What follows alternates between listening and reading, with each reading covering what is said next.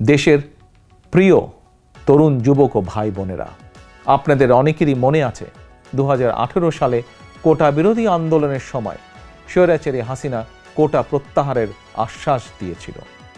এখন আবার আদালতকে ব্যবহার করে সেই কোটা ব্যবস্থা পুনর্বহাল করেছে। আজ এটি স্পষ্ট যে এটি ছিল শিক্ষার্থীদের সঙ্গে প্রতারণা। হাসিনা একজন প্রতারক বলেই বারবার জনগণের সঙ্গে ধোঁকাবাজি করছে। কোটা কখনো মেধার বিকল্প হতে পারে না।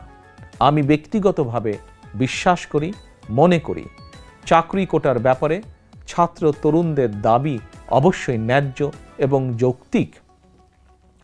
জনগণের রায় বিএনপি সরকার গঠন করতে পারলে অবশ্যই ছাত্র তরুণদের যে কোনো যৌক্তিক এবং ন্যায্য দাবি বাস্তবায়ন করবে।